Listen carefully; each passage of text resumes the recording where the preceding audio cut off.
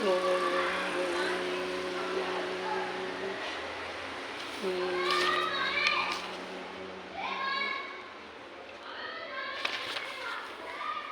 दिसंबर ओशो की बर्थडे।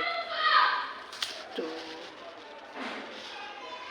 कहा जाता है कि नेवर बोर्न नेवर डाई।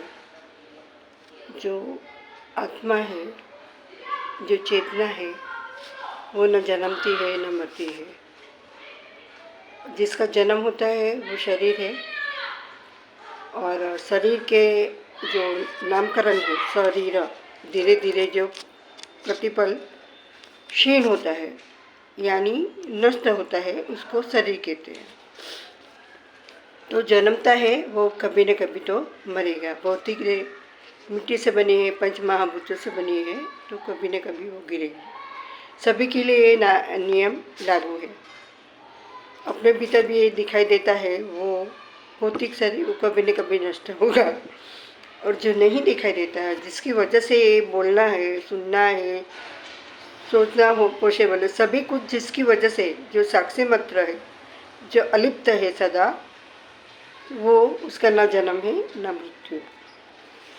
फिर जीवन अर्थात बाहर, आनंद को खोजने की दिशा गलत है। हम बाहर खोजते हैं ना कि ये मुझे घर बड़ा होगा, या गाड़ी होगी, बंगला होगा, अच्छे परिवार में सब कुछ होगा तो मिलेगा सुख। लेकिन आखिर में मनुष्य पाता है अपने अनुभव से कि सुख बाहर नहीं है, अपने भीतर है। जीवन अर्थात भीतर ठीक दिशा है।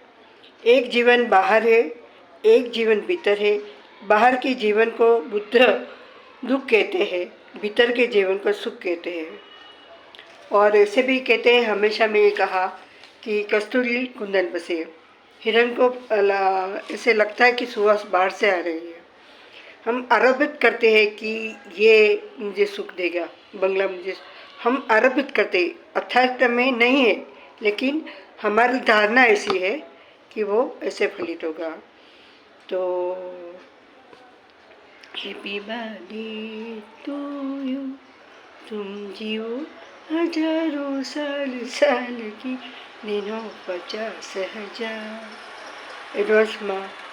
और ओशो ने हमेशा कहा कि मेरे जो सन्यासी है उसका हर क्षण नया जन्म है। क्षण क्षण वो आनंद की अभिवृद्धि होनी चाहिए। हमारा जीवन और आनंद से भरपूर होना चाहिए, हंसी से, मस्ती से, नृत्य से, गीत से, है ना। दुख तो है ही नहीं। अगर आपका जीवन जीने का तरीका बदल जाए तो हमेशा आनंद ही आनंद है। सत्य चित्त आनंद, आत्मा का जो मूलभूत स्वरूप है वो सच्चित आनंद है। थोड़ा मगन तेरा तुझका अर्पण, क्या लागे मेरा ओम जय।